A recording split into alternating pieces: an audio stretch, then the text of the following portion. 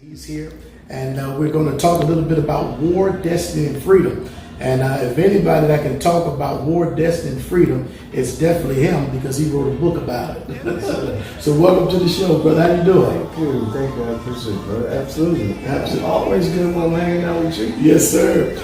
And I'm so glad that you came today on the show. We're going to talk a little bit about war, destiny, and freedom, and how it is to be back home in the land of Israel.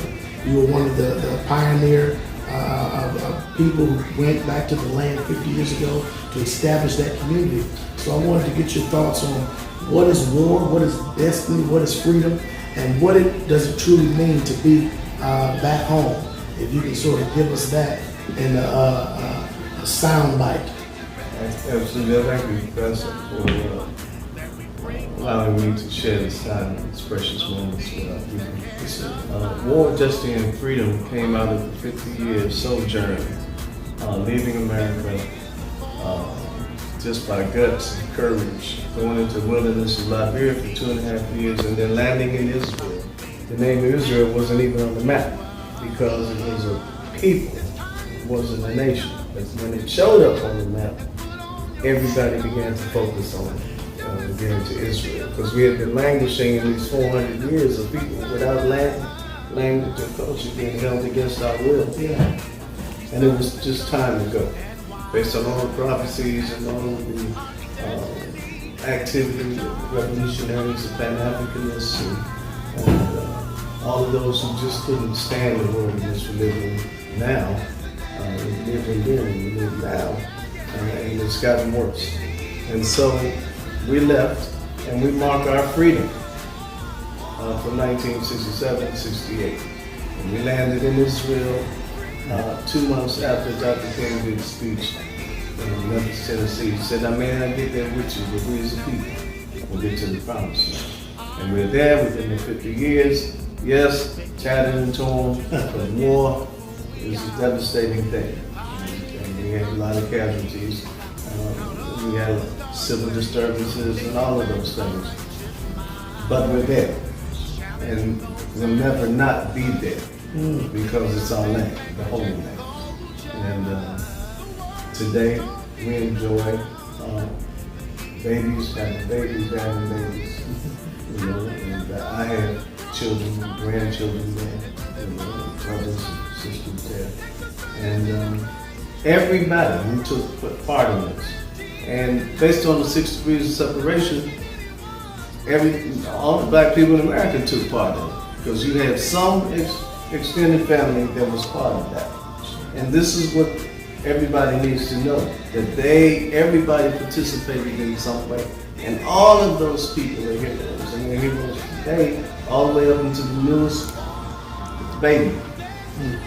And we have to understand that we as a people need to function as a people. So we went to not just sow the seeds of the community, but through Manifest Destiny, we created our sovereignty and have taken our place as a people in this world. Being able to look world leaders eye to eye. Being able to help people understand that we didn't like and don't like the world that we're living in. And we weren't going to sit back and die and suffer, continue to suffer. You're talking about 400 years. Every black person in America is a veteran of a war that still exists to this very moment, this very minute, and we see the things that are taking place. They're just taking people's lives, taking black men's lives. But they have no respect for persons. They kill the water, they kill the air, they kill the earth. But at this day and time, there's a reasonable expectation that a body of people will be raised up at a particular point in time. And I go to Oscar Goldberg, and he said, when you see black men, black people return to the Holy Land, that will be the sign of the Messianic era. So war, destiny, and freedom. We have been in perpetual war, but our destiny was to be free. And we are free today from 1967 to 1968. And I'm here, I'm happy to be able to tell the story because we have been in war and war destabilized everything. But now we're able to tell the stories. And so I wrote a book called War, Destiny, and Freedom. The Israelite, the African and Hebrew Israelite victory. And this is what we want you all to understand. It was a victory for us. We were on the road, never traveled. This had never been done before. But it has been accomplished, and it is an accomplishment on behalf of ex-slaves, on behalf of the disenfranchised, no matter whether you're white, black, yellow, or pink or purple polka dots. If you want peace on this planet, you want peace on this earth. What we have constructed represents the season. No, it's not perfect yet, but nothing escapes the law process. So we're in the process, getting better, better, better, better. And certainly we're a lot happier than we were 50 years ago. What's your book, man? This is my book. I started it in 2016. It's called War, Destiny, and Freedom. And the subtitle is The African Hebrew Israelite Victory. Because a lot of people, when you look in terms, when you think in terms of war, all you think in terms of is death and destruction. You don't really look in terms of